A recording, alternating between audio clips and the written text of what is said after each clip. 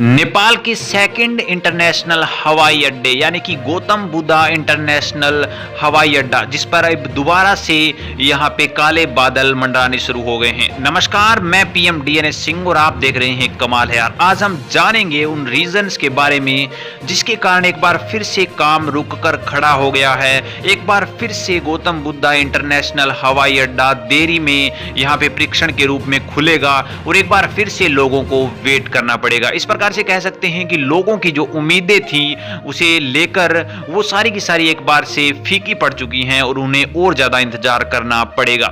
इन सभी विषयों के बारे में हम चर्चा करेंगे कि क्या रहे हैं रीजन। तो वीडियो के अंत तक बने रहिए और अगर आप चैनल पे नए हों तो चैनल को सब्सक्राइब करके बेल आइकन दबा लीजिए ताकि आपको अगला अपडेट भी सबसे पहले मिल सके। तो चलिए वीडियो को शुरू करते हैं। दोस्तों, नेपाल का जो लुम्बिनी में स्थित इंटरनेशनल हवाई अड्डा है, जिसे आज सबसे ब्यूटीफुल बनाने की प्रत्येक कोशिश की गई और उसे बनाया भी गया सबसे ब्यूटीफुल, और वो यहां पे नेपाल का दूसरा सबसे बड़ा इंटरनेशनल हवाई अड्डा भी बना। लेकिन सुंदरता की दृष्टि से देखा जाए तो वो सबसे सुंदर हवाई अड्डा यहां पे बनकर तैयार हुआ। और उसके परीक्षण, जो कि परीक्षण है, फ्लाइट होती हैं किसी भी हवाई अड्डे को शुरू करने से पहले उस पर टेस्टिंग फ्लाइट शुरू की जाती हैं ताकि कोई भी जनहानि ना हो और देखा जा सके कि ये जो हवाई अड्डा बनाया गया है वो एकदम परफेक्ट वर्क कर रहा है। क्या फ्लाइट के लिए उतरने के लिए सही से वर्क कर रहा है या फिर फ्लाइट उड़ान के लिए सही से वर्क कर रहा है, इन सभी बातों की यहाँ पे जांच की जाती है। और इसके लिए नेपाल ने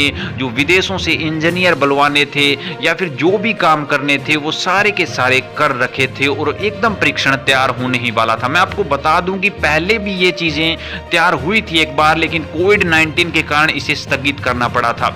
और अब यहाँ पे एक और बड़ी समस्या नेपाल के सामने यहाँ पे सरफेस कर रहा है, जिसके कारण अब की बार जो ये परीक्षण होने थे वो भी रोक दिए गए हैं। और उसका सबसे बड़ा रीजन जो कि बताया जा रहा है मौसम, यानी कि नेपाल में फ्लूड्स और लैंडस्लाइड होने के बाद अभी भी जो मौसम है या फिर जो बारिश का मौसम है वो काफी यहाँ पे हद तक ज्यादा है और कभी भी बारिश हो जाती है, कभी कुछ भी हो जाता है। यानी कि मानसून में उथल पुथल देखने को मिल रहा है काफी पिछले काफी दिनों से।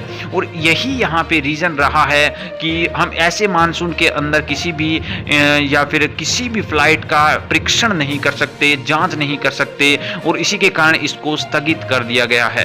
बताया जा रहा है कि ये जो मानसून का मौसम है वो नेपाल में लगभग सितंबर के महीने तक रहेगा और तब तक के लिए जो गौतम बुद्धा इंटरनेशनल हवाई अड्डा बना है उसका परीक्षण नहीं किया जा सकता। यानी कि अभी उसमें लगभग 2 महीने से 2.5 महीने का समय और लग सकता है इसके परीक्षण में, और उसका परीक्षण शुरू होने के बाद भी इतने ही महीने तो लगेंगे, जिसके कारण लोगों की यहाँ पे जो आशाएं थी कि इस अड्डे पर जाया जाए, इस अड्डे से फ्लाइट ली जाए, किस प्रकार का यहाँ पे मजा आता है, किस प्रकार से ये इंटरनेशनल हवाई अड्डा बना है, इसकी जो यहाँ पे लग्जरी चीजें हैं उसका आनंद लिया जाए, वो सारी की सारी बातें लोगों के मन में ही रह गई और उन्हें और ज्यादा वेट करना पड़ेगा। अब यहाँ पे देखते हैं कि अभी डेल्टा प्लस वेरिएंट भी आ चुका है कोविड-19 का।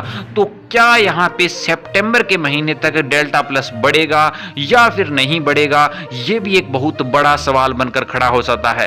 क्योंकि अगर दोस्तों ये मानसून का मौसम है वो सितंबर के महीने तक जाएगा, ये तो हमें कंफर्म पता है।